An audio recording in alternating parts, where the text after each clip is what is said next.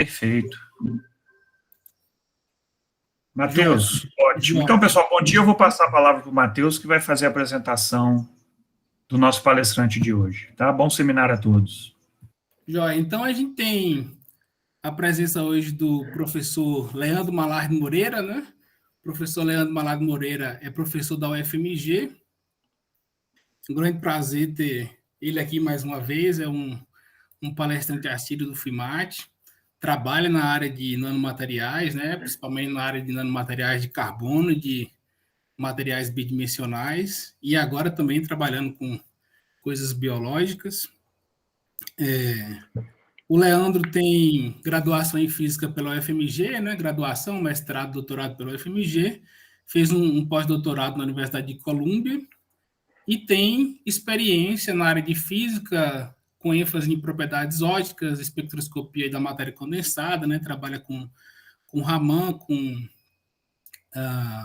atuando em áreas como segundos harmônicos, com grafeno, com semicondutores, materiais bidimensionais, ótica resolvida no tempo, ótica não linear, né? Coisas muito bacanas. O Leandro é bolsista de produtividade em pesquisa nível 1, né? É um cara foi recentemente, aí, não sei se recentemente, não me lembro o ano, mas é um membro afiliado da Academia Brasileira de Ciências. Na sua defesa lá de tese, teve menção honrosa em 2010, do prêmio CAPES de melhor tese. Tem inúmeras publicações, incontáveis publicações, várias orientações de mestrado e doutorado. Bom, é um prazer ter... É um grande colaborador, tá, do FIMAT. A gente tem colaboração tanto com o grupo Nano, né, a teoria, quanto com experimentais também, Ana Paula, né, tem várias colaborações aí.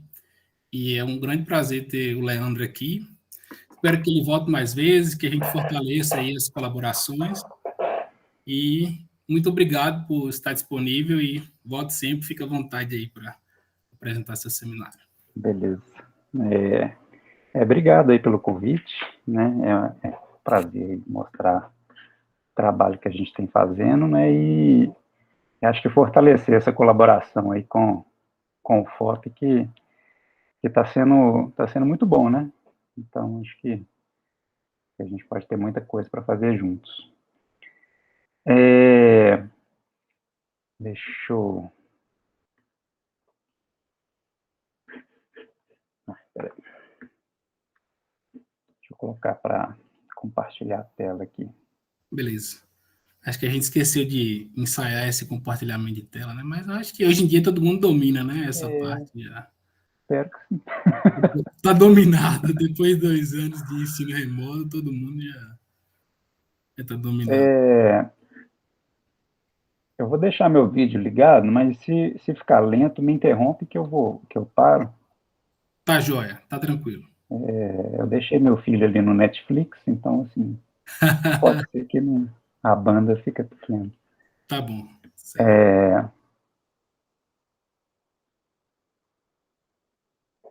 Bom, vocês estão vendo aqui a apresentação? Tá ótimo, tá a tela cheia, tá ótimo. O mouse também tá... Tá sim, tá mexendo. Tá, beleza. Bom, então tá, gente. Igual o Matheus já falou, tá? Então, eu sou lá da Departamento de Física da UFMG, tá?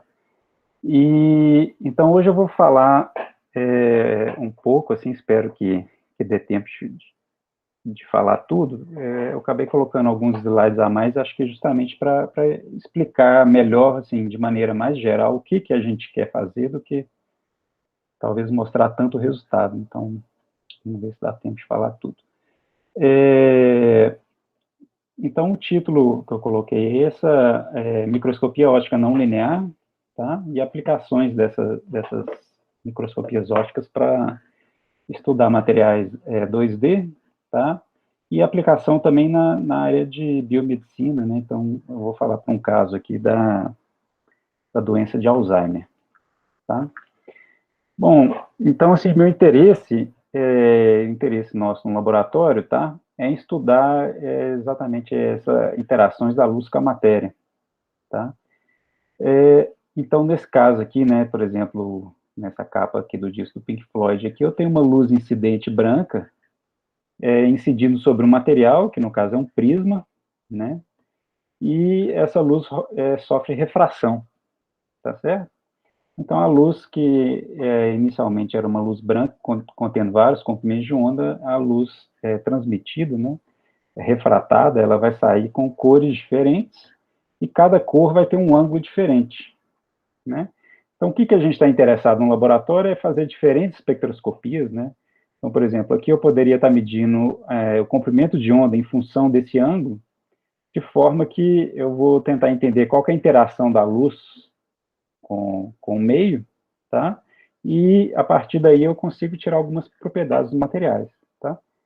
Então, num caso desse tipo aqui, eu poderia estar inferindo qual que é o índice de refração desse prisma, né, a partir dessa medida aqui do comprimento de onda em função do ângulo, tá? Isso eu coloquei como para exemplificar, tá? Mas aí, dependendo do que a gente quer tirar de informação do material, existem, assim, diversas espectroscopias ópticas ou microscopias ópticas que é possível fazer, tá? Então, absorção, fotoluminescência, espalhamento Raman, geração de segundo harmônico, mistura de 4 ondas, Raman estimulado, assim, tem uma infinidade de técnicas diferentes, tá? Então, hoje eu vou falar aqui, basicamente, dessas duas, ó, geração de segundo harmônico e Raman estimulado, tá? Então, eu vou começar falando sobre materiais 2D, tá? E mais para o final eu vou falar sobre a aplicação na parte de Alzheimer, tá? Então, dando uma introdução, né, sobre os materiais 2D, então, o primeiro material 2D isolado foi o grafeno, tá?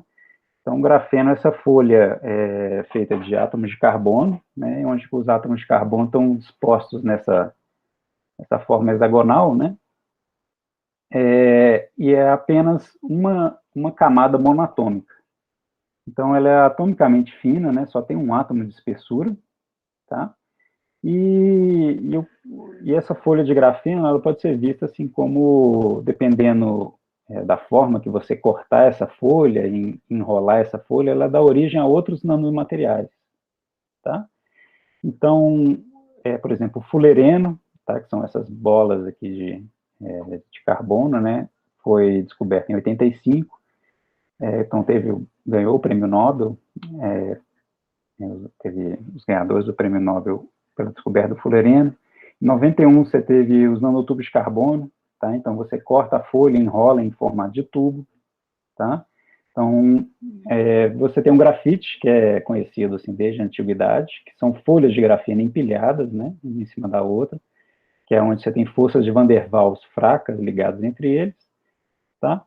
E o grafeno, de fato, apesar dele servir de base assim, para entender as propriedades físicas e químicas, né, desses materiais aqui que a gente já conhece há muito tempo, ele só foi isolado pela primeira vez em 2004, 2005.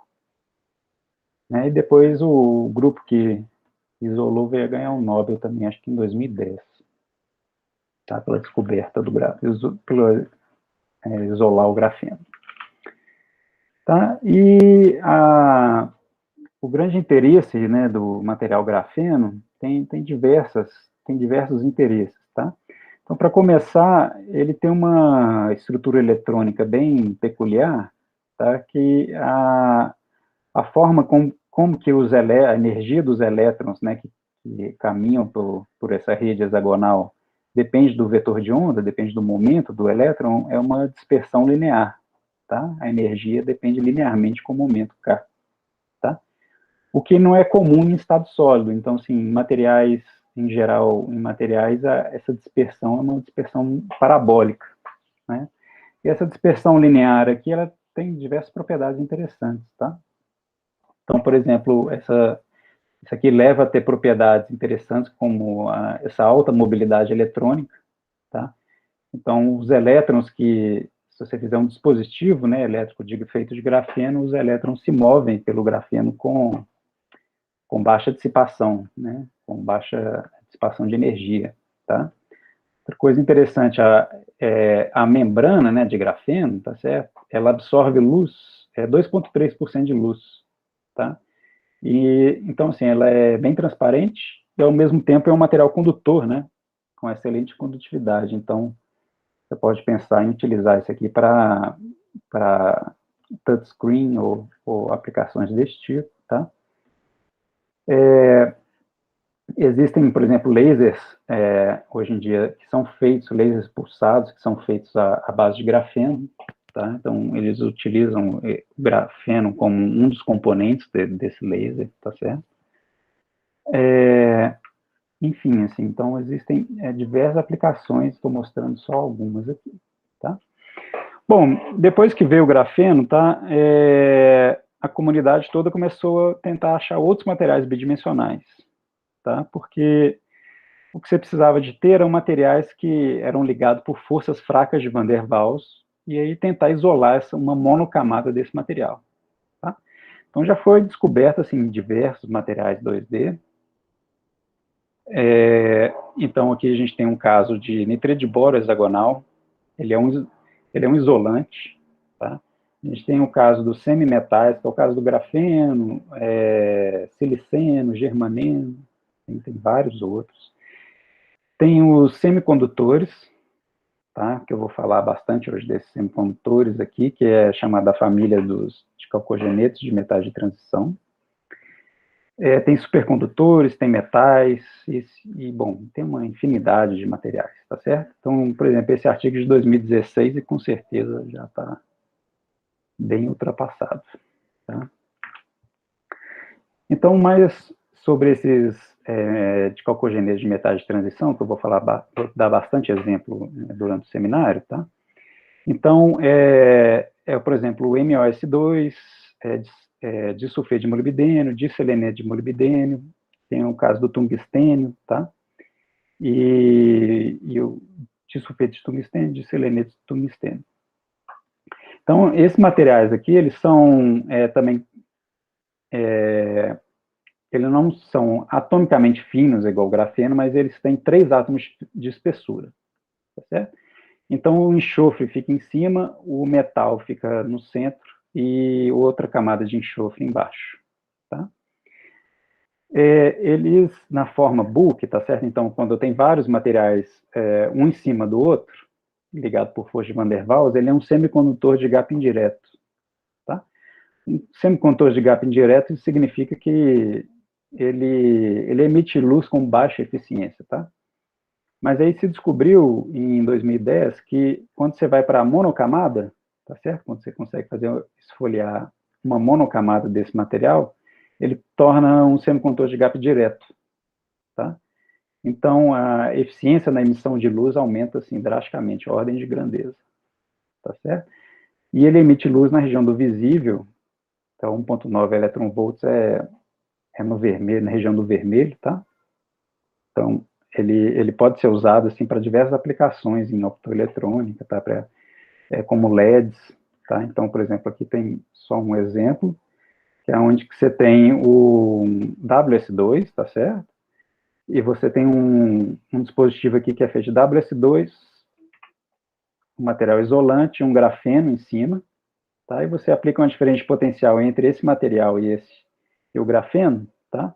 E você faz uma junção, tipo uma junção PN, e o material começa a emitir luz, tá? Então, ele funciona como um LED, tá? Então, você tem um material atomicamente fino, né, funcionando igual um LED, você pode ter diversas aplicações, tá? E do ponto de vista de física fundamental, é a primeira vez que você tem um semicondutor realmente bidimensional, tá? Então, os elétrons, eles estão presos aqui, realmente bidimensional, tá certo? Então, você pode começar a estudar efeitos de muitos corpos, que eu vou falar um pouquinho, por exemplo, extons e tríons nesses materiais, tá? Agora eu vou entrar aqui em ótica não linear, tá? Então, para falar o que é a geração de segundo harmônico, né, para explicar, então vamos relembrar lá que se eu aplico um campo elétrico em um meio, tá, em um meio dielétrico, esse campo elétrico aplicado vai gerar uma polarização no meio, tá certo? Então, os dipolos elétricos lá do material vai se alinhar com o campo, tá? Isso aqui que a gente chama de aproximação linear. Agora, se eu começo a aumentar demais o valor desse campo elétrico, tá? Isso aqui deixa de ser válido e a gente começa a ter contribuições de ordem mais alta aqui, tá? Então, a polarização do meio, ela pode depender também do campo elétrico ao quadrado, do campo elétrico ao cubo e assim por diante. Aí vira uma série aqui, tá? Então, a geração de segundo harmônico vem desse termo aqui, ó. É como que a polarização no meio depende do campo elétrico ao quadrado, tá? E aqui tem essa suscetibilidade, que é chamada suscetibilidade de segunda ordem, que é o quão fácil que o material vai polarizar, tá? Dado um campo elétrico ao quadrado. Tá? Então, do ponto de vista de conservação de energia, tá? A geração de segundo harmônico funciona da seguinte forma. Eu incido 2 fótons no material com energia ômega, tá? Aí esses 2 fótons, eles podem fazer transições para níveis virtuais, tá? E o material converte esses 2 fótons em um fóton só com o dobro da energia, então, 2 ômega, tá? Então, eu tenho conservação de energia aqui certinho, tá? Então, aqui tem um exemplo aqui. Então, eu tenho um cristal não linear que está aqui, tá? Onde que esse valor de Q2 aqui é diferente de zero, tá? Aí eu incido um laser no infravermelho em 800 nanômetros e eu vejo sair uma luz em 400 nanômetros, que tem o dobro da frequência, tá? Então, a geração de segundo harmônico faz isso. Ela converte 2 fótons para um fóton com o dobro da energia. Tá? Esse efeito foi descoberto em 1961. Aqui eu estou colocando um artigo por curiosidade, tá?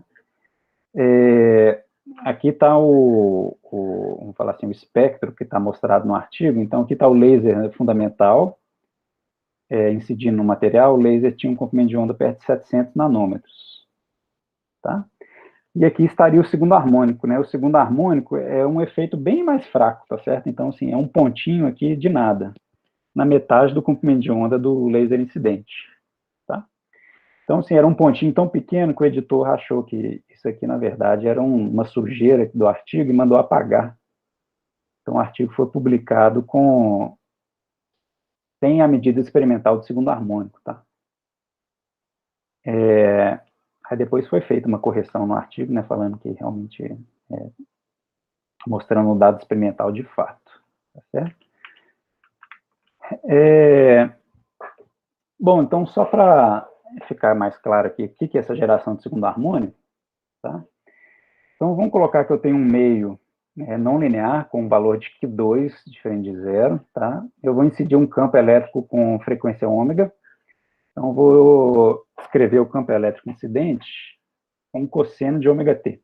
Tá? Uma amplitude vezes um cosseno de ômega t. E vou ver a polarizabilidade que foi induzida no meio, tá? Então, a polarização ela vai depender do Q2, ε0 vezes o Q2 vezes o campo elétrico ao quadrado. Tá? Então, vai ficar um cosseno de ômega t ao quadrado aqui. Tá? E cosseno de ômega t ao quadrado, eu posso usar essa relação trigonométrica de cosseno ao quadrado. Então, vai aparecer um termo aqui, ó, que é 1 mais cosseno de 2 ômega t. Tá? Então, daqui dá para ver ó, que enquanto meu campo elétrico incidente oscila na frequência ômega, a polarização no meio oscila na frequência 2 ômega. Tá certo? Então, e é isso que vai gerar a emissão de luz no dobro da frequência. Tá? Bom, aí agora eu vou falando propriedades de segundo harmônico, tá? E vou falando como que a gente utiliza essas propriedades de segundo harmônico para tirar informações de materiais 2D, tá? Bom, então eu mostrei esse diagrama de energia aqui para o segundo harmônico, que é o caso não ressonante. Tá? Então, essa transição de 2 fótons aqui, ela pode ser mediada só por estados virtuais. Tá? Então, no caso, se eu for ver como que a intensidade do segundo harmônico depende da energia do laser que eu uso para excitar, para gerar o segundo harmônico, então ela não depende da frequência, porque todos os meios são virtuais. Tá? Mas eu posso ter um caso que, por exemplo, eu posso fazer esse estado daqui de cima, ó, ele ser um estado real. tá? Não um estado virtual, mas um estado real. Tá? Quando a gente faz isso, essa transição de 2 fótons ômega com ômega aqui, ela vai ter uma maior probabilidade de ocorrer do que esse caso não ressonante, porque aqui eu vou ter um estado real. Certo? Então, a curva que antes era constante vai virar uma curva que é uma lorentziana, tá? Com frequência, dado onde que a frequência de ômega mais ômega é igual à energia desse estado aqui. Tá certo? Então, quando o laser entrar em ressonância com esse estado, a intensidade de segundo harmônico vai aumentar. Tá? Aí, como é que a gente utiliza isso para estudar materiais 2D? Tá? Então, por exemplo, o MOS2 ou WS2, tá? Que são semicondutores, eu tenho uma dispersão de bandas que é desse tipo aqui. Eu tenho a banda de valência, tá? Onde que está os elétrons, e a banda de condução ela está vazia. Tá certo? Aí eu incido luz no material, eu pego um elétron que está na banda de valência e jogo ela para a banda de condução. Tá? Então, deixei um buraco na banda de valência, ele tem carga positiva, e coloquei um elétron na banda de condução com carga negativa. Tá? Então, eu tenho duas cargas, né? Duas massas aqui com cargas opostas, elas vão se atrair por interação de Coulomb, tá? Por força coulombiana. Então, elas vão ser atraídas uma para a outra e vão formar um par, que a gente chama de par elétron-buraco. Tá? Esse par elétron-buraco vai ter uma energia um pouco abaixo da energia da banda de condução, que é justamente a energia de ligação que é devida à atração coulombiana entre esse elétron e esse buraco. Tá? E esse ente aqui, a gente chama isso aqui de exton. Tá? Exton, então, é um par elétron-buraco ligados. Tá? E posso também ter o que a gente chama de tríon. Tá? O tríon, em vez de ter um elétron mais um buraco, vai ter, por exemplo, 2 elétrons em um buraco, ou pode ser também 2 buracos e um elétron. Tá? Então, ele é um tríon, seria um exton com uma carga a mais. Tá? Bom, além disso, eu tenho, nesses materiais, eu tenho 2 bandas de valência. Eu tenho essa banda de valência que a gente chama de A, e essa banda de valência chamada de B, tá? De baixo aqui. Então, eu também vou ter 2 tipos de exton. Vou ter o exton A e o exton B. Se o exton A é formado por essa banda de valência, o exton B é pela valência de baixo. Tá? Então, aqui, ó, está uma medida de absorção, tá? Para o material MOS2, uma monocamada, e eu vejo que a absorção ela aumenta bastante na presença desse exton A aqui e na presença do exton B aqui. Tá? E para o diseleneto de molibdênio, mesma coisa, o exton A está aqui e o exton B está aqui. Tá? E aqui ó, tem a geração de segundo harmônico. Tá? Então, a geração de segundo harmônico, você vê que ela aumenta bastante. Então, em verde aqui está a região do exton A, em amarelo está a região do tríon, e em verde, em azul aqui está o exton B. Tá? É a mesma coisa para o MOSE2. Então, a intensidade do segundo harmônico aumenta bastante no exton B, no exton A e para o tríon também. Tá? Então, para mostrar que com o segundo harmônico eu consigo caracterizar a presença, né, desses estados, desses extons nesses materiais. Tá? Aqui também está outro exemplo aqui para o WSE2, então aqui está o espectro de absorção e aqui está o espectro de segundo harmônico. Tá? Então aqui está do exton A e aqui está do tríon. Tá? O exton B para esse material a gente não consegue medir não. Tá? E o interessante é que esses estágios de exons e tríons eles são visíveis em temperatura ambiente. Tá? Então a atração coulombiana para esse semicondutor é uma atração coulombiana bem forte, tá? Que é pelo fato dele ser um material bidimensional que faz ele ter essa atração coulombiana mais forte e a energia de ligação dele é uma energia maior do que a energia da energia ambiente, né? Que seria o KBT.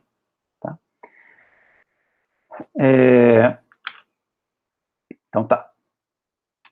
Então, agora eu vou falar assim, outra propriedade de ótica não linear de geração de segundo harmônico, tá?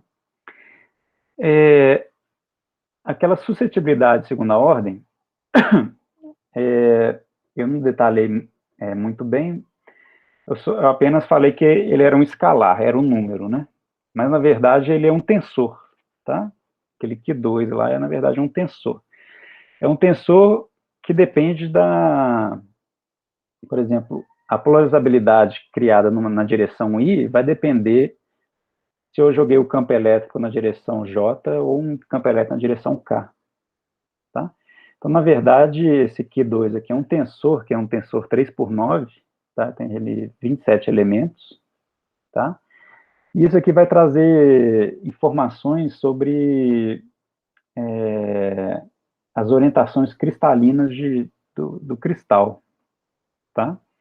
Então, sim, vai ter direções cristalinas que o material pode se polarizar mais numa direção do que na outra, tá? Isso tudo depende de como que os átomos estão organizados no material.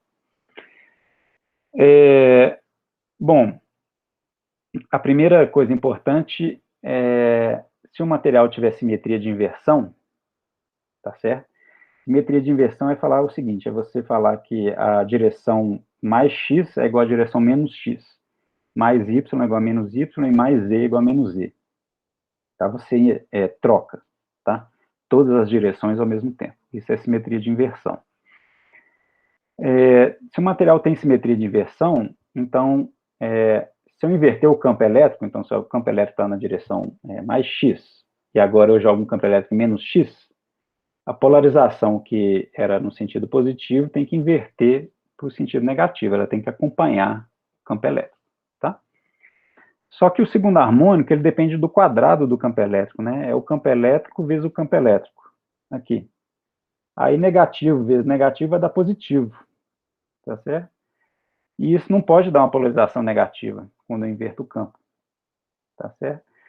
Então, aqui é a primeira regra do segundo harmônico, se o material tem simetria de inversão, ele não gera segundo harmônico, tá? O valor de Q2 é 0, tá certo?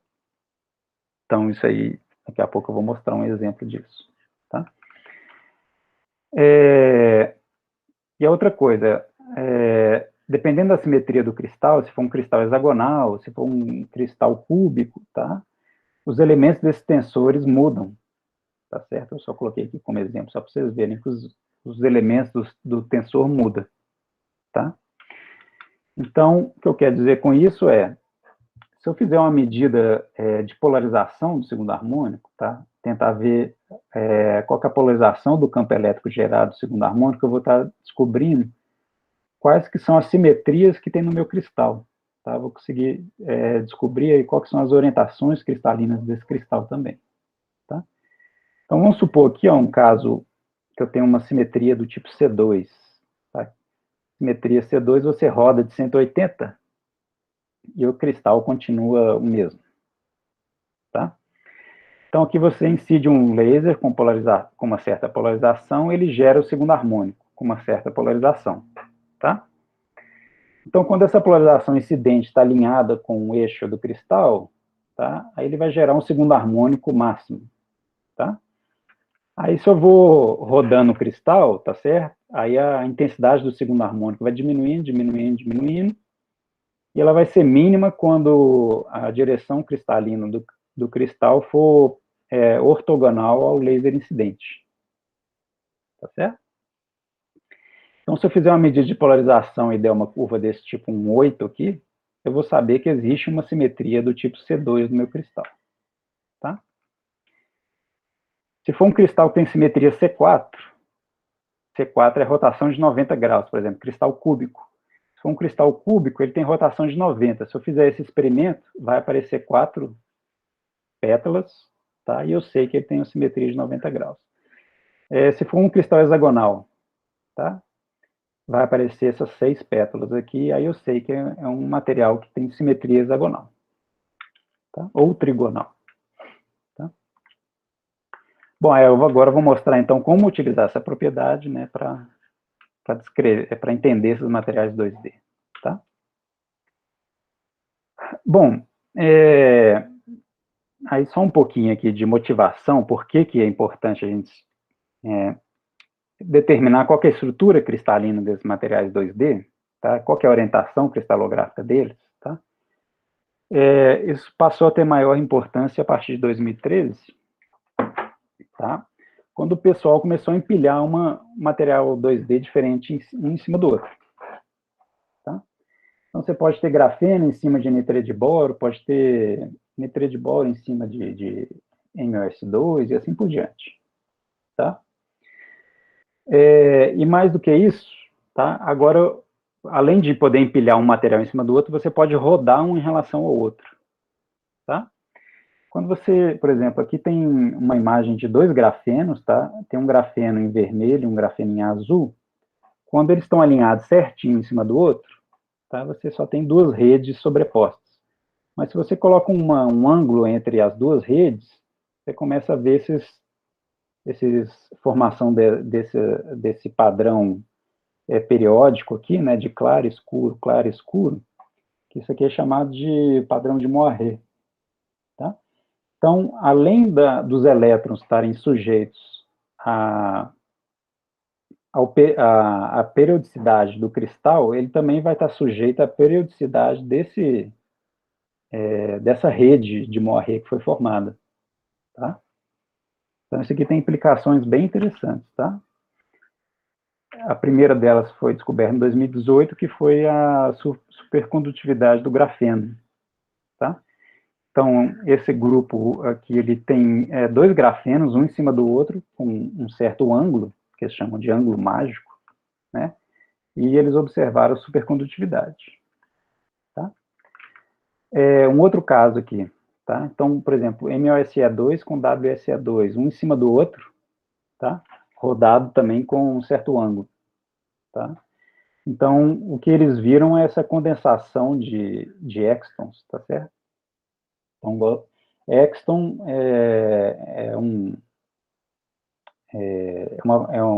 uma partícula é um bóson, tá certo?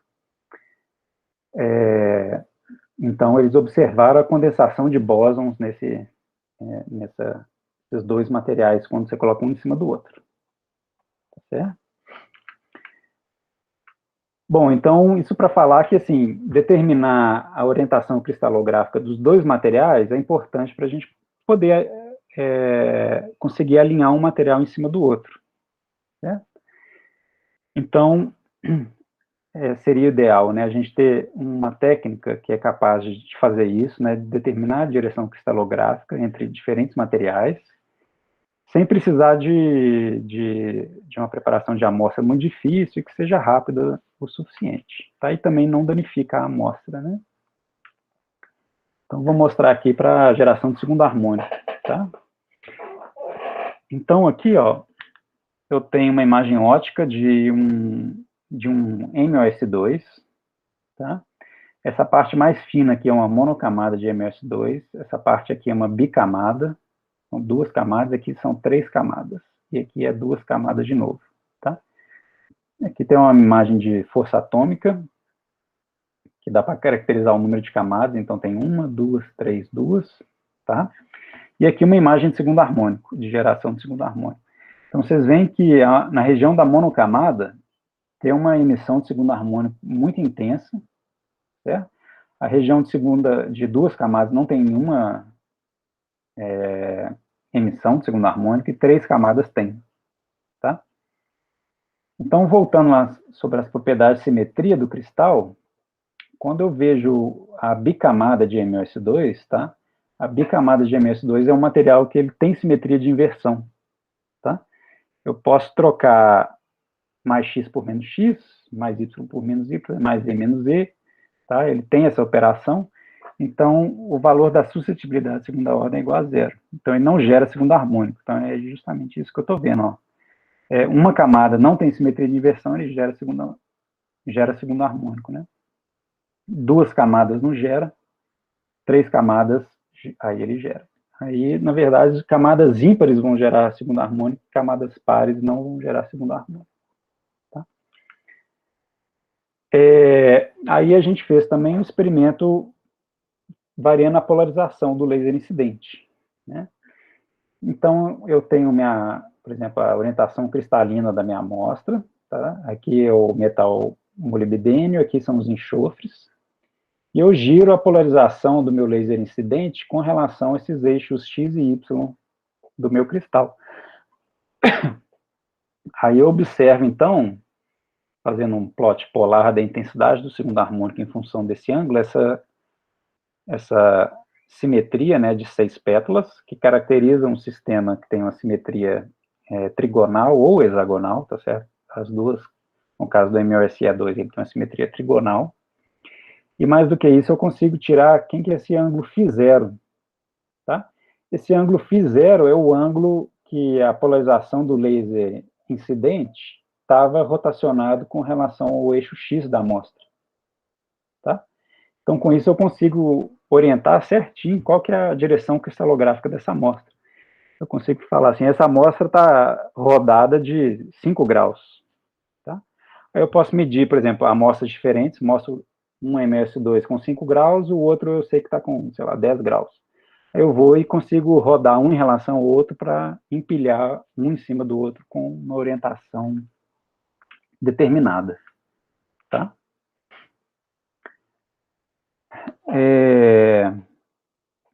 Bom, então agora aqui continuando, tá, sobre que mais de informação que a gente pode tirar.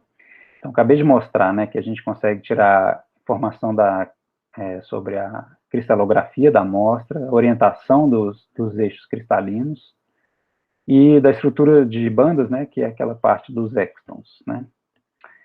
E agora, se a gente pode utilizar essa técnica também para estudar defeitos nessas amostras, tá? Então, assim, para aplicação em escala industrial, tá? Esses materiais 2D, eles têm que ser crescidos, né, de alguma maneira que seja escalável, tá? Para colocar na indústria, tá? Então, uma das formas de fazer isso é esse crescimento chamado crescimento por fase de vapor, tá? Onde que você tem um forno, você tem um material que tem molibdênio, você tem um enxofre aqui, tá? E você tem um certo substrato que fica aqui em cima, tá? Aí isso aqui esquenta e tem um fluxo de gás passando, tá? Então, o enxofre vem, mistura com o molibdênio e eles começam a ser depositados no material e vão formar, por exemplo, aqui o MOS2, tá? De sulfeto de molibdênio.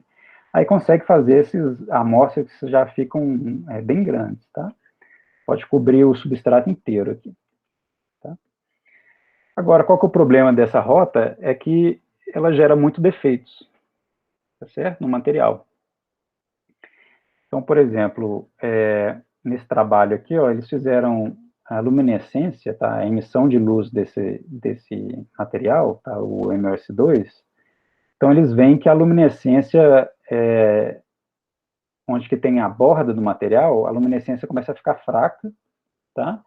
E eles viram que existia uma luminescência em outro comprimento de onda aqui, que era relativa a defeitos dessa amostra, tá? Então, a borda do material fica cheia de defeitos, tá? Tem outro trabalho que a gente está fazendo, né? Está em colaboração com o Matheus aí, que a gente tem amostras que tem, isso aqui é uma imagem ótica, aqui é uma imagem de emissão de luz da amostra. Você vê que a emissão de luz é bem não homogênea, né? Então, você tem essas linhas escuras no meio da amostra, você tem essas linhas escuras aqui, você tem essas linhas claras aqui. Então, a gente está tentando entender a origem disso aí, tá? Bom, e a origem são defeitos, né? E esses materiais podem ter diferentes tipos de defeitos, tá? Você pode ter defeito tipo de vacância, onde você arranca um átomo, pode ter divacância, que aí você arranca 2 átomos, tá? Aqui, por exemplo, uma vacância de enxofre, que é uma divacância de enxofre.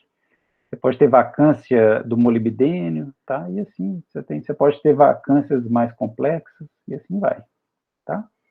Você pode ter outro tipo de defeito, que é chamados fronteiras de grão, que é quando um material cresce com algum tipo de defeito, e quando eles se juntam, né, quando um material coalesce com o outro, ali forma uma linha de defeitos entre os dois materiais. Tá? Então, aqui tem uma medida de microscopia de transmissão, ó, onde que dá para ver essa fronteira de grão. Então, tem um material de um lado, outro material de outro, e na junção deles forma essa linha de defeitos aqui. Tá? Então, ela vai formando esses padrões aqui. Tá?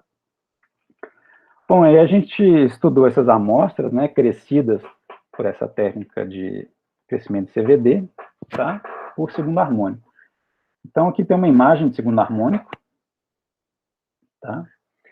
E a primeira coisa que a gente observa é que a amostra está emitindo segundo harmônico, mas existem essas linhas escuras aqui, né?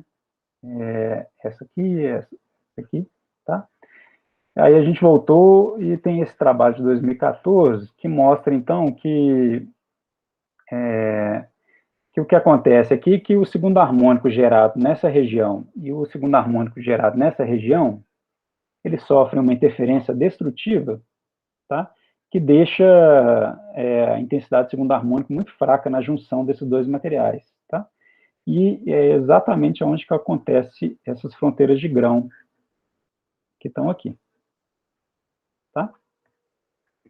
Bom, aí a gente resolveu estudar isso aqui com mais detalhes, tá? Então, a gente caracterizou a nossa amostra por microscopia de transmissão, tá? Então, aqui tem a amostra depositada sobre essa grade, tá? E o que está em vermelho, o que está em azul, são pedaços da amostra que têm orientações cristalográficas diferentes. Então, em vermelho está numa orientação, em azul está na orientação oposta, está rodado de 180 graus, tá?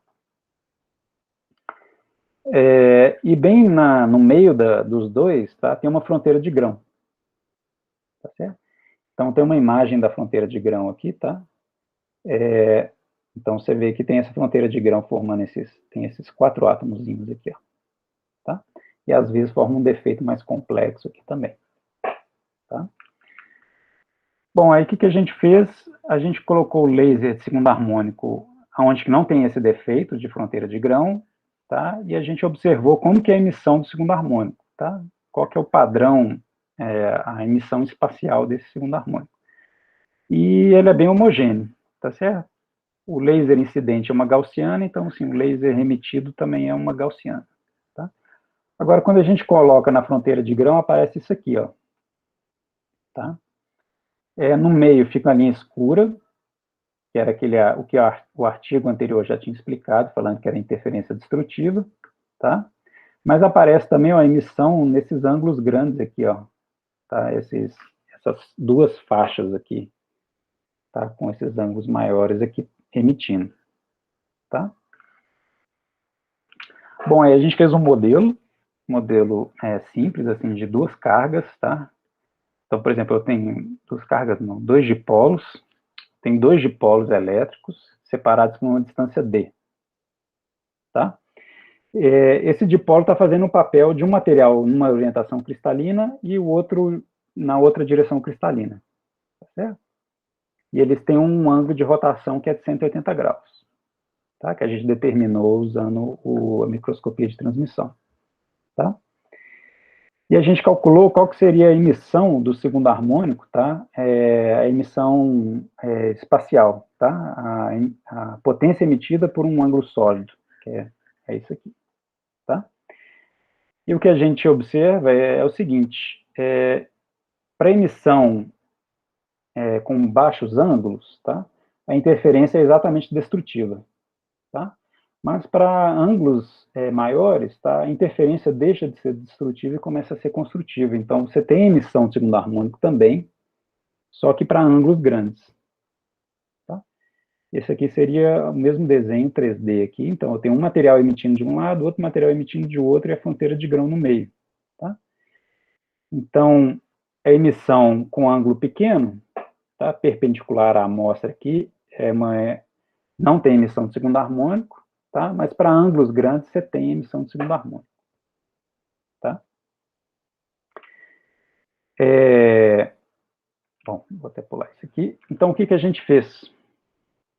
faltou um desenho aqui para ficar mais fácil de explicar, mas o que a gente fez? O que a gente está chamando de bright field, campo claro, geração de segundo harmônico por campo claro, a gente está fazendo a imagem da amostra com todos os ângulos de emissão, tá? E no campo escuro, a gente está bloqueando os ângulos pequenos e só coletando luz com ângulo de emissão grande, tá? Então, o que antes era uma linha escura, porque na emissão de ângulo pequeno ela não emite luz, tá? Para emissão com ângulos grandes, ela emite luz, tá? Então, as fronteiras de grão agora, que antes não dava para observar, agora a gente passou a observar, tá? Então, esse tipo de microscopia, que é chamada de microscopia de campo escuro, tá? Segundo harmônico, então, é útil, então, para a gente caracterizar essas fronteiras de grão, tá? E aí, depois a gente fez isso em uma série de materiais diferentes, tá? Então, que a gente vê que essa microscopia consegue identificar rapidamente a presença dessas fronteiras de grão, tá? Então, tem aqui, então, assim, dá para ver os defeitos dessas amostras, tá? Então, assim, esse tipo de medida, ela poderia, né, a princípio, ser incorporada, assim, em escala industrial também para monitorar a qualidade, né, do seu material, para ver se está tendo muita formação de fronteiras de grão e etc. Tá? Bom, uma outra aplicação, tá? Aqui já é um caso que eu tenho uma chamada de heteroestrutura lateral, tá? Que eu tenho, por exemplo, um material MOSE2 aqui, e logo ao lado dele o WSE2. Então, eu tenho uma junção de dois materiais diferentes, tá? Aí a gente faz segundo harmônico, dependendo do comprimento de onda que a gente usa para gerar o segundo harmônico, o que a gente observa para esse comprimento de onda aqui em específico, a parte do selênio está emitindo mais, tá? Para esse outro comprimento de onda, a parte que tem, selênio não, a parte que tem molibdênio está emitindo mais. Para esse outro comprimento de onda, a parte que tem tungstênio está emitindo mais. E no meio do caminho, a gente observa uma emissão, os dois têm mais ou menos a mesma intensidade, mas a gente começa a observar a emissão da interface dos dois materiais. Tá? A gente observa a emissão aqui e aqui. Tá certo? Aí, para entender isso, né, a gente, de novo, o que a gente fez foi construir um modelinho de interferência também, né? Então, assim, eu tenho um lado do material emitindo segundo harmônico, o outro lado de outro material emitindo segundo harmônico, tá?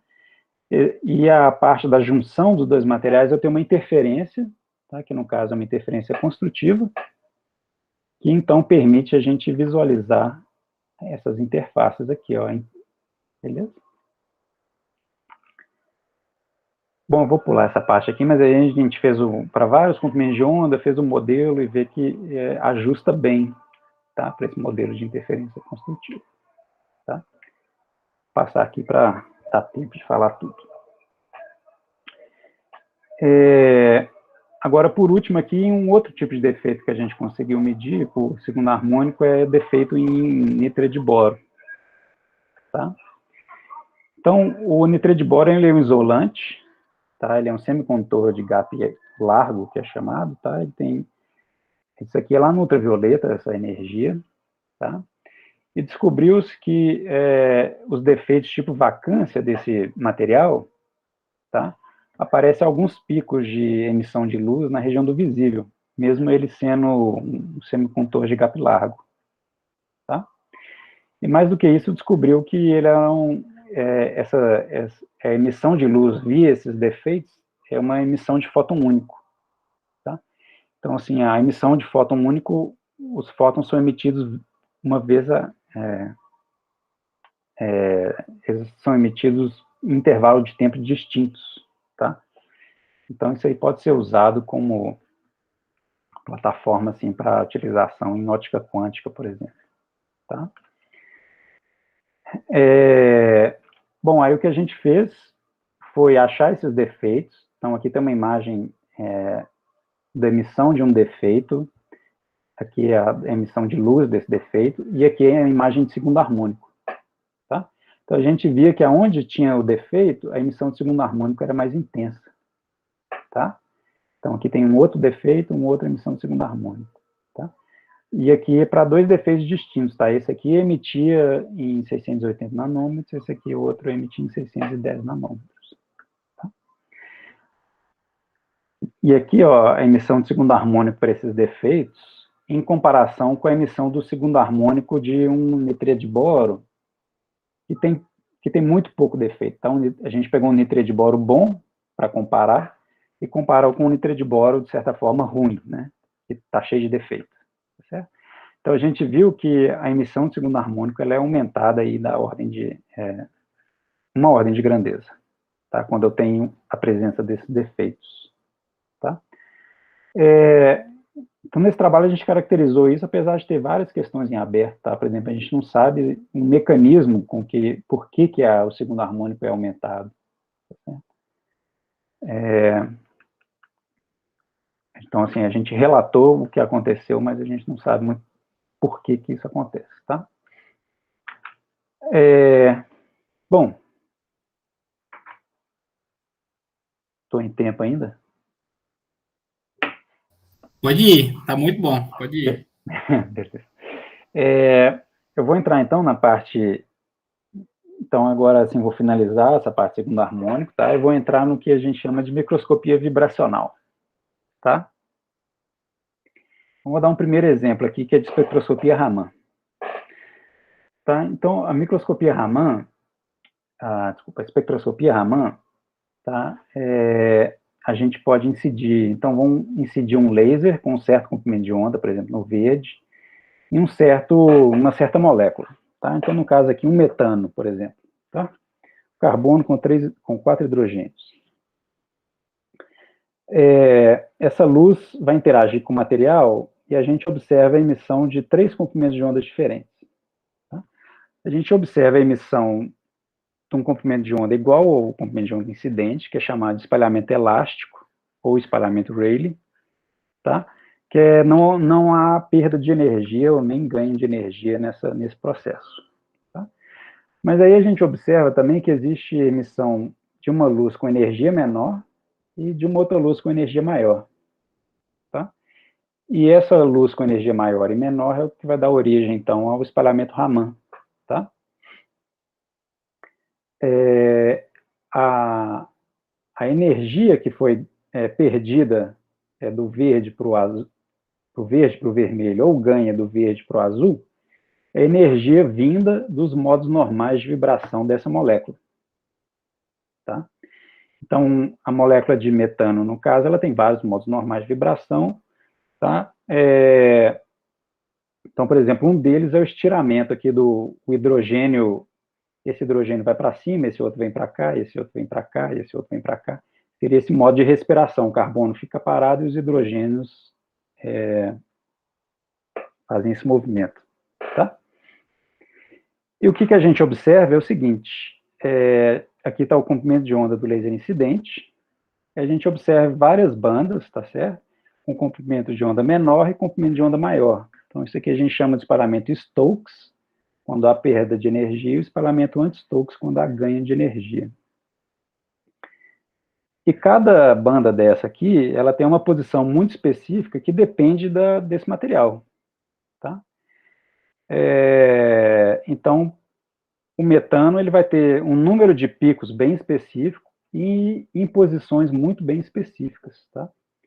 Então, o espectro Raman, ele serve como uma assinatura, né, como uma impressão digital do material.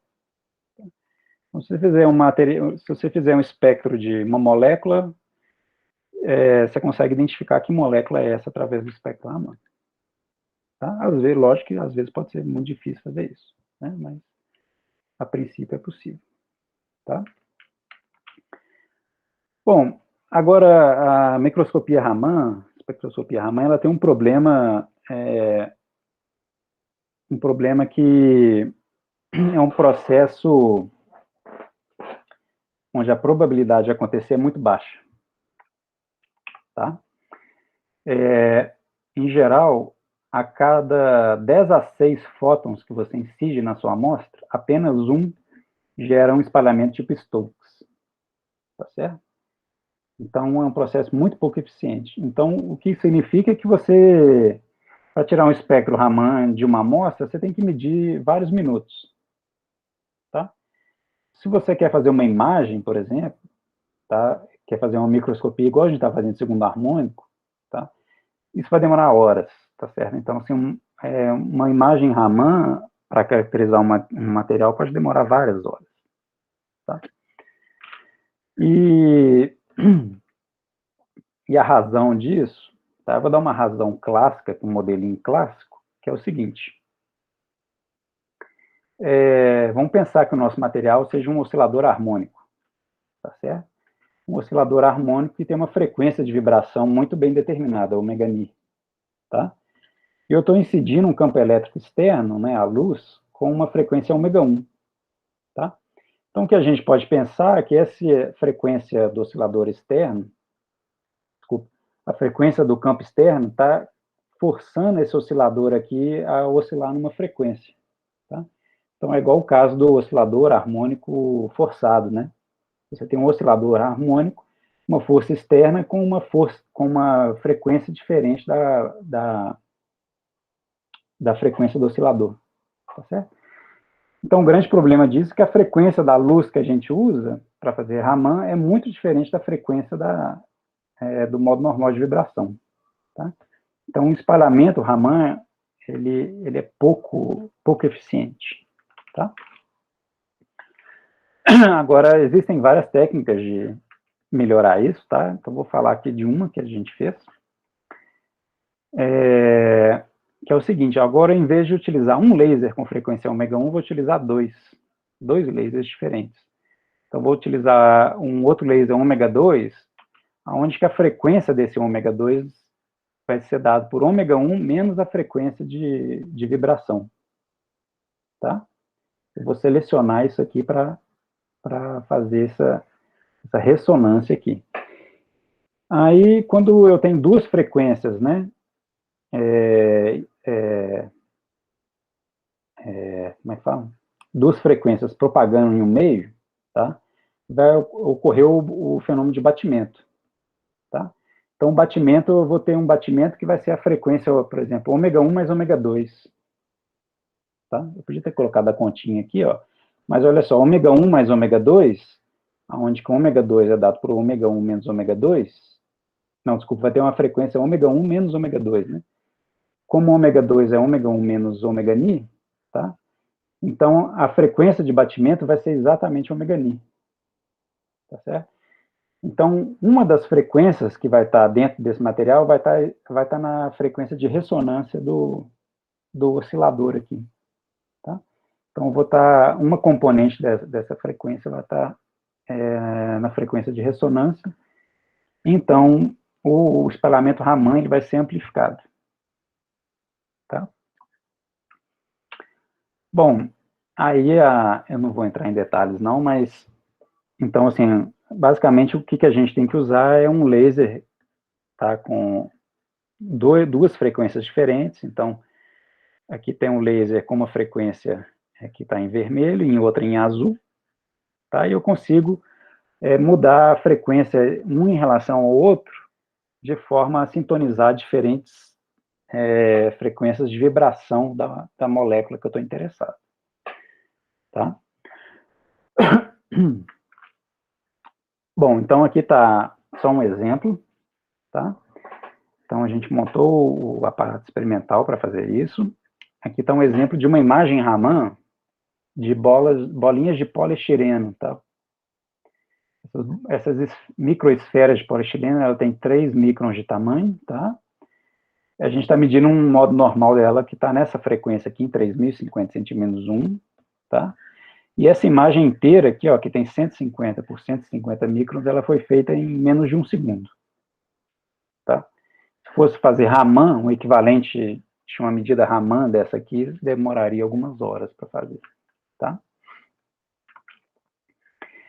Aí agora, então, a gente consegue começar a aplicar essa microscopia, né, que a gente chama de microscopia Raman estimulada, tá, para problemas em biologia, tá? Porque em problemas de biologia, assim, a gente está interessado em mapear um tecido biológico e, dependendo da aplicação, você não pode esperar horas, tá certo? Se for uma aplicação em vivo, né, você não pode esperar horas porque o bicho tá vivo, tá? Mesmo se for um tecido que você quer estudar, uma célula, tá? Se demorar horas, esse tecido vai secar, alguma coisa vai acontecer, tá? Então, aqui como exemplo, ó, aqui a gente está... são algumas imagens de retina de camundongo, tá?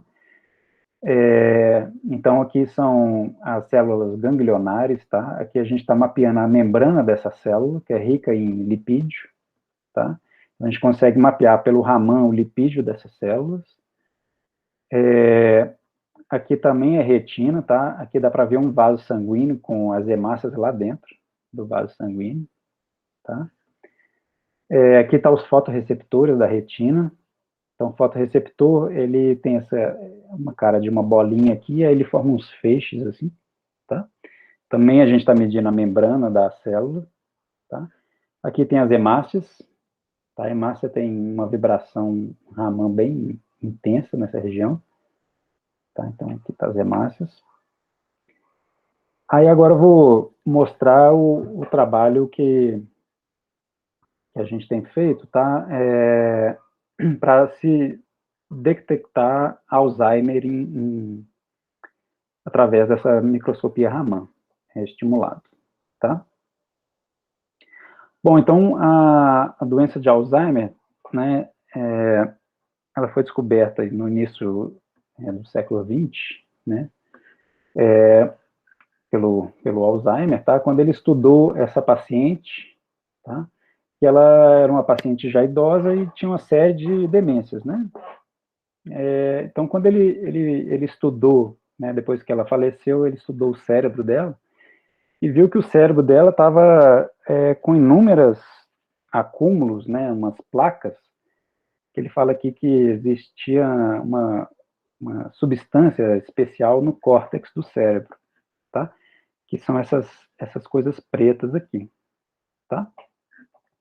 E depois se descobriu que esses acúmulos aqui era, na verdade, uma proteína que é chamada de beta-amiloide. E essa proteína aqui, que ela é esse formato beta, porque ela é formada por como se fossem essas placas, tá certo? Então tem uma plaquinha com outra embaixo, ela vai formando placas assim.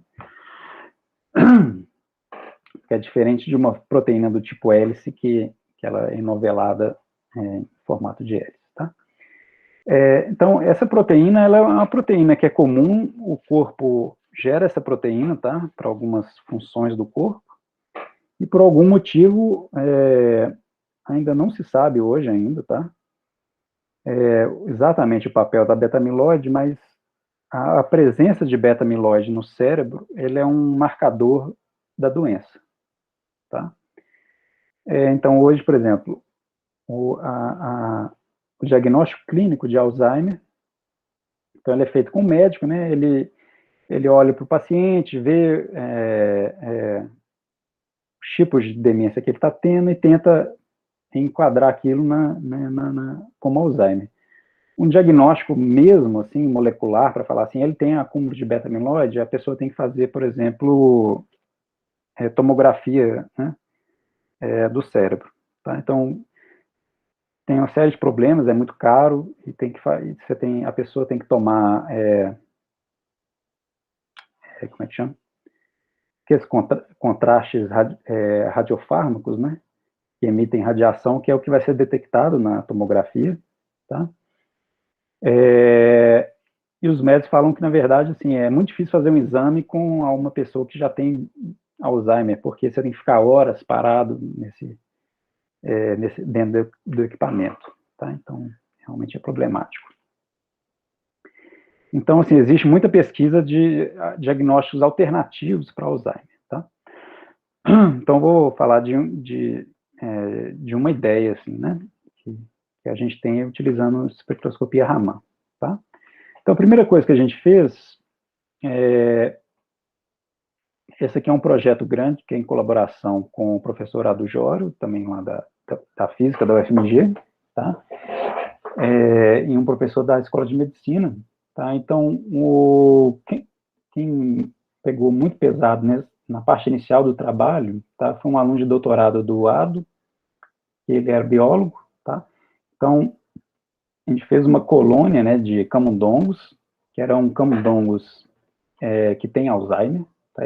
Eles são transgênicos, tá? Eles desenvolvem Alzheimer, então é um modelo para servir como modelo para humanos, né? Então aqui está um tecido, uma foto, né, de uma fatia de um cérebro desse camundongo, tá? Aqui está a região do córtex. Então aqui a gente fez uma marcação de fluorescência que é para enxergar essas placas, tá? Então aqui tem um depósito de beta-amiloide aqui, onde que estiver claro, estiver mais aceso aqui, é onde que tem beta-amiloide, tá? E aí a gente fez um espectro Raman nessas diferentes regiões, onde que tem o depósito de beta-amiloide, tá? Então, em vermelho está o tecido com beta-amiloide, nessa região. Em azul está o tecido que não tem beta-amiloide, que é fora da placa. E em preto é só o background mesmo, assim, é onde que não tem sinal, certo? Então, só comparando o vermelho com o azul, já dá para ver que o espectro Raman, ele é bem diferente se tem placa amiloide ou não, tá? Tem uma mudança grande nessa banda, tem uma mudança grande nessa banda aqui, ó. Tem um deslocamento em energia dessa banda, tá? Esse pico é mais pronunciado, essa banda, ela muda de formato, tá? Então, a primeira coisa que a gente fez foi identificar quais que eram as alterações, né, no espectro Raman pela beta-amiloide, tá? Bom, aí como eu falei, né, a fazer uma imagem Raman pode durar várias horas, tá? Então, nesse trabalho aqui, o que a gente fez foi utilizar aquela microscopia de Raman estimulado e medidas de Raman, imagens de Raman, também que assim durou horas para fazer, mas foi justamente para poder comprovar que essa microscopia de Raman estimulada ela funciona tão bem como a espectroscopia Raman para identificar as placas amiloides no cérebro, tá?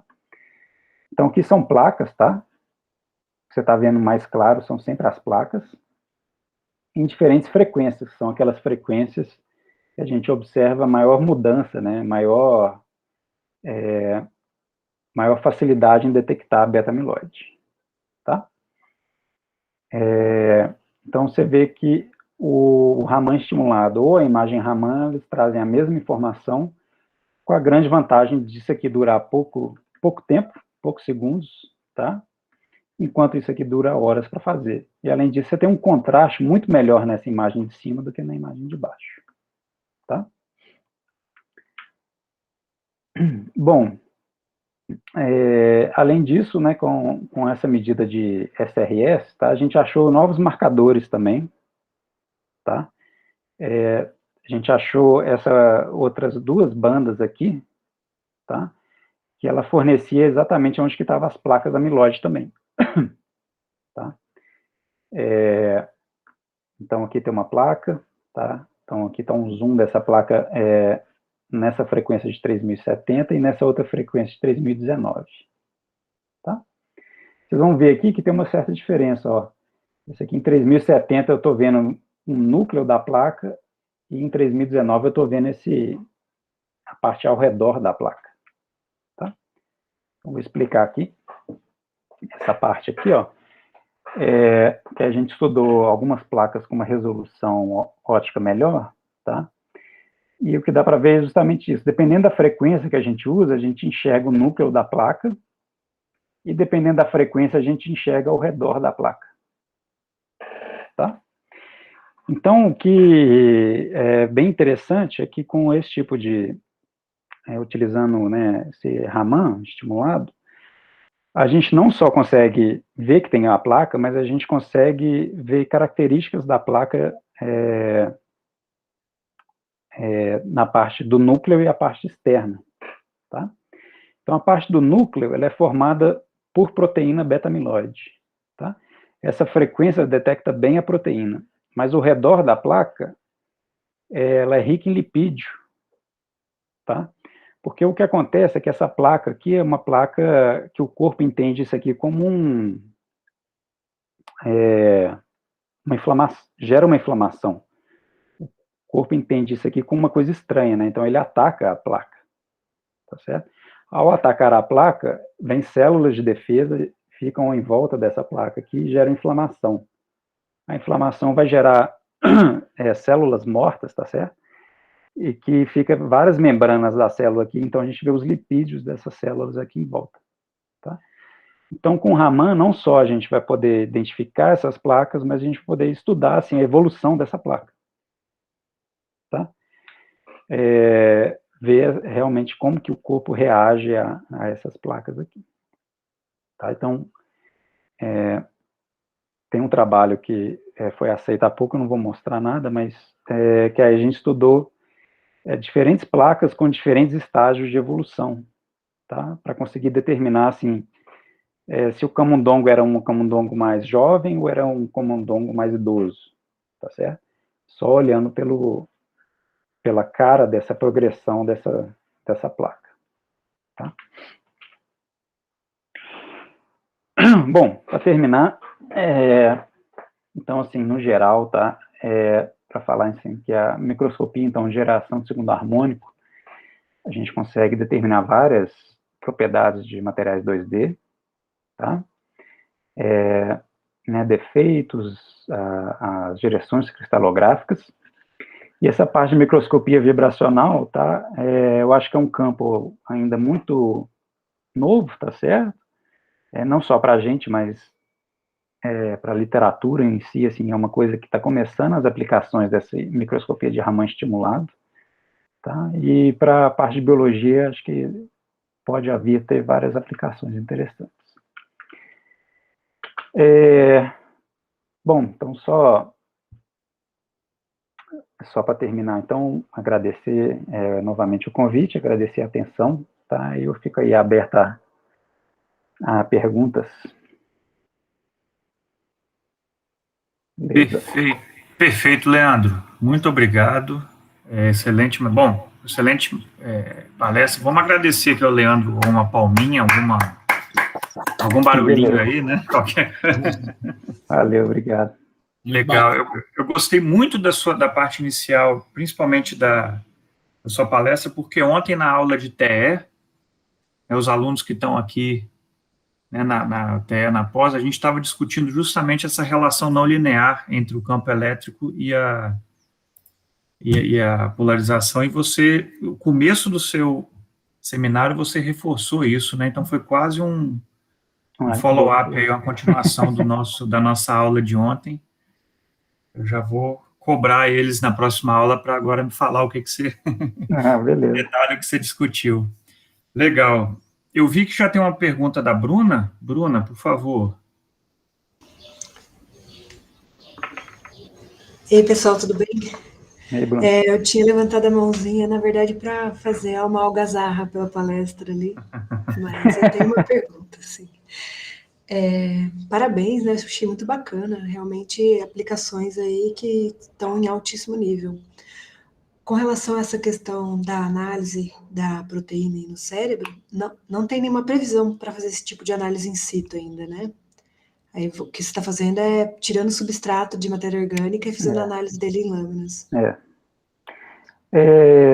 Então, a ideia inicial do projeto, tá, e a gente espera que a gente vai chegar nisso aí em algum momento, tá, porque esse acúmulo da placa beta-amiloide, ela existe na retina também, tá? Então, as células ganglionares, na verdade, elas são uma extensão do cérebro mesmo, tá? Então, tem alguns trabalhos que mostram que existe o acúmulo dessa placa também na retina. Então, a ideia era ter um exame que a gente pudesse fazer uma imagem de Raman, tá, do fundo de olho da pessoa. e através da imagem da retina já conseguia ali localizar a placa amiloide, né, e quantificar. Tá? Então, o próximo passo de aplicação é justamente esse. Tá? Que aí tem todo o problema técnico, né, de a gente conseguir fazer essa microscopia com uma boa resolução na retina, porque a ótica do olho realmente é super complicada, e também sem queimar o olho da pessoa, né? Então, esse é o grande desafio, né? Existem já duas, que a gente tem conhecimento, né? Duas empresas, na verdade, 3 empresas no exterior, tá? Utilizando não espectroscopia Raman, mas fluorescência para identificar essas placas na retina, tá? Então, acho que uma das empresas, assim, é difícil saber os resultados de verdade, né? Mas parece que está que eles chamam de análise clínica nível 3, alguma coisa assim. Então, assim, acho que já é o último estágio antes de ir para o mercado, antes de poder ser aprovado para o mercado, né? Vamos ver. Tá? Que bacana. Resolveria esse problema do poder de penetração, né, da radiação do Raman que você teria. Mas realmente pode haver um excesso de vibrações moleculares ali na retina, fazendo com que haja um aumento de temperatura. Mas legal. Parabéns. Beleza, obrigado. Tem uma pergunta aqui no chat, né, do Luiz Antônio. Ele faz menção que, bom, agradece, disse que gostou muito da palestra, né, e pergunta se essa técnica também poderia ser aplicada para detecção de Parkinson ou para células cancerosas, ou seria mais complexo nelas. Depois ele continua, essa técnica serviria como uma técnica de detecção inicial, né, para essas doenças? Então, para Parkinson, eu desconheço, não sei se, verdade, assim, eu não conheço a doença para saber. Se houver alguma mudança em nível molecular, tá? Igual, por exemplo, essa proteína beta-amiloide, então é capaz de ser possível aplicar, tá? Para câncer, existem vários trabalhos de usar o imagamento, né, por Raman para detectar o câncer, tá? Então, é possível separar o tecido que tem tumor do sem tumor, tá? Tem vários trabalhos. E o quão cedo, ainda é difícil saber o quão cedo, né, que a gente consegue diagnosticar. Então, um passo que é o que a gente quer buscar agora é ir para amostras de humanos, tá? Então, existem bancos de cérebro de humanos, tá? Que a pessoa, quando falece, ela pode doar, né, o órgão para pesquisa.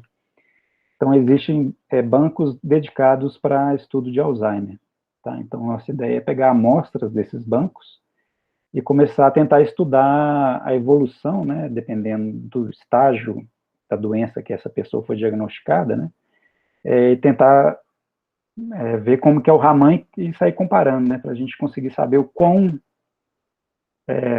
precoce pode ser esse diagnóstico, né. Então, isso aí é um estudo que ainda tem que ser feito. Tá? Leandro, lá no grupo do ADO, esse lado do câncer não tem ninguém que está mexendo com isso. Eu lembro que a Jaque mexeu com isso no pós-graduação. Falou aí, né? A Jaque, no ADO não tem, porque não. Tem uma via boa, né, de Raman para estudo com isso. Tem, né? Tem muita coisa. Muita coisa.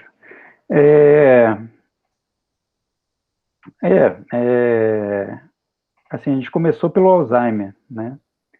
Mas a ideia é tentar, e conforme o tempo vai passando, a gente abrindo para outras aplicações. Uhum. Então, a Jaque, ela fez isso no pós-doutorado, né? E continua hoje com trabalho de câncer. Então, assim, é uma coisa para a gente, agora, eu acho que, assim, os trabalhos nossos, né, dessa parte de Raman, estimulado, começaram a sair agora, né? Uhum. Então, assim, acho que agora que a gente pegou um know-how de como fazer e como estudar. Então, acho que agora é a hora de começar a conversar com o pessoal e tentar achar colaborações aí. Uhum. Esse Alexandre Barbosa é até oftalmologista da minha esposa. Ah, Ele, o Alexandre, ele participa desse projeto, é o nosso oftalmologista. ele é oftalmologista do edifício quase todo, né? O Mário É, contratou ele. e é bom que ele topa estudar física também, então aí a É, gente consegue conversar com ele. ele mexe com um bocado de coisa, filosofia, Pois medicina. E nas horas vagas ele faz oftalmologia. é. Se não É, fosse ele, a gente não conseguia entender os artigos de jeito nenhum. a parte de Alzheimer, né? É. E naquela parte de heteroestrutura ali, das amostrinhas que cresce heteroestrutura, como que é o controle daquilo, hein? Porque imagino que não deve ser fácil, né? É estrutura lateral? É, a lateral. Isso aqui eu até tirei da apresentação do meu aluno, lá eu não coloquei como que é feito o crescimento. Quem fez o crescimento... Parece ser bem organizadinho, né? Mas não sei se é, né? Então, os primeiros trabalhos que saíram de heteroestrutura lateral, eles cresciam um material, aí abria o forno, colocava o outro precursor do outro material e continuava o crescimento. Tá? Uhum.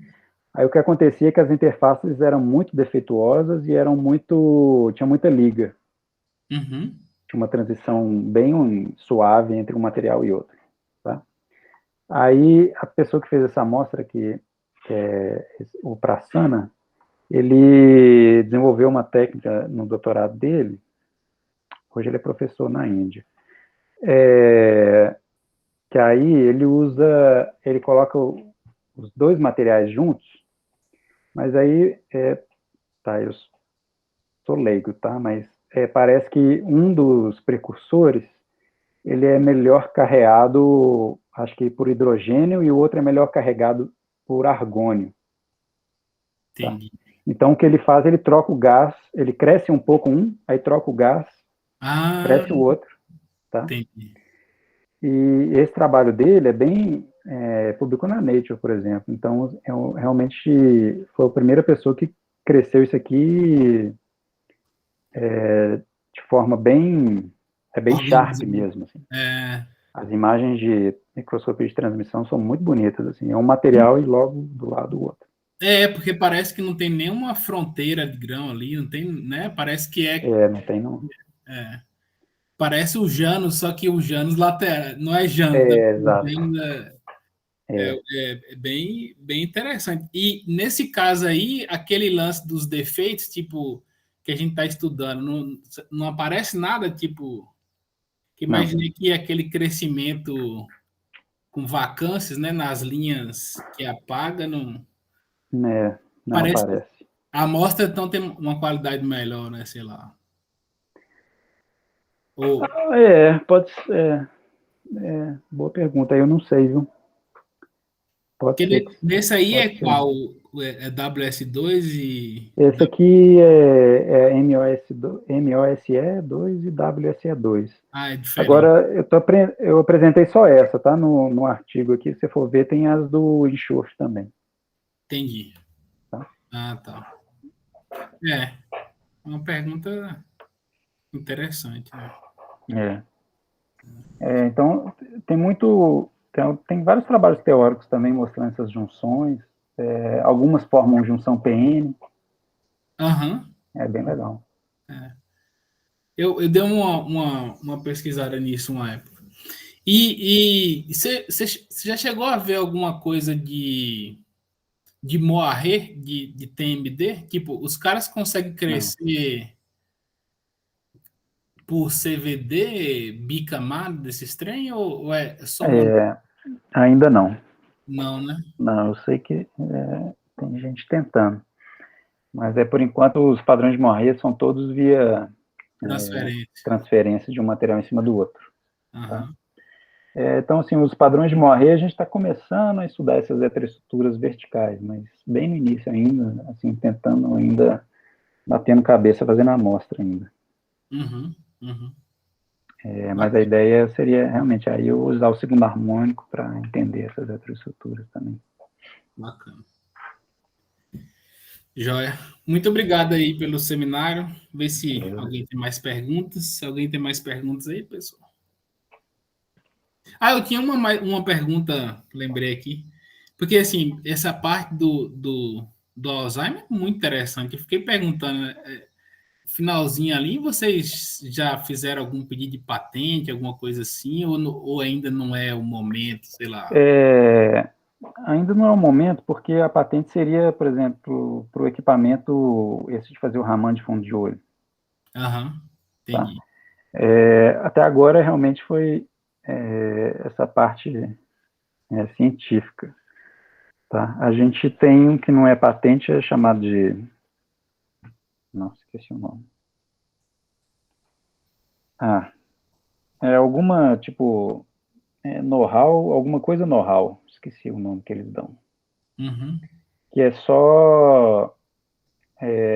ainda não houve a construção do equipamento, mas a gente tem todos os passos para fazer isso. Então, isso não é uma patente, tá? Mas é como se fosse a ideia, assim. A ideia Entendi. Tipo, tá registrado. registrada a Na ideia. verdade, não impede ninguém de fazer igual, mas pelo menos é um registro. Entendi. Porque eu fiquei pensando, você joga o artigo na rede aí, o cara pegou ali já pode. Mas assim, aqui eu não fiz uma revisão da literatura, tá? Porque não é só a gente, não. Tá. Essa parte da gente. estimulada aí ficou muito bacana, né? Assim, imaginei que na parte do Alzheimer tá bem. Ficou muito bonitinho isso aí, né? Isso aí ficou muito, muito bacana. Realmente, o negócio as imagens ficam muito boas. Ficou muito, muito bonitinho isso aí. Medicina molecular. Beleza. Para mim tá ótimo. É isso aí, pessoal. Alguém quer discutir alguma coisinha a mais? Acho que a galera tá com fome já. O limiar Tem que diminuir o seminário um pouquinho. Não, tá ótimo. Esse seminário aqui, né, é uma disciplina, né? Acho que eu te expliquei. Então, elas são 2 aulas de 50 minutos, né? Dá para discutir bastante. Eu gosto disso por isso. Dá para ser um seminário um pouquinho maior e dá para discutir bastante, assim. Acho que é bem legal. Tá, beleza.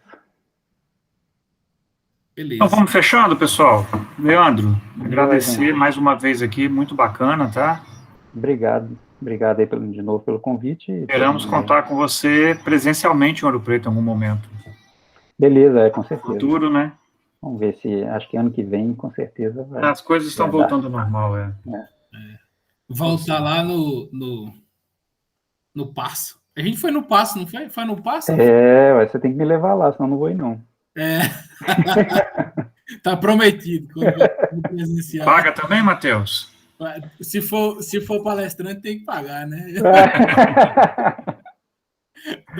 Geralmente, quando eu convido um palestrante, eu pago, né? Então. Beleza. Sugeriu algo mais. A Bruna tá dando dica aí, coxinha no barroco.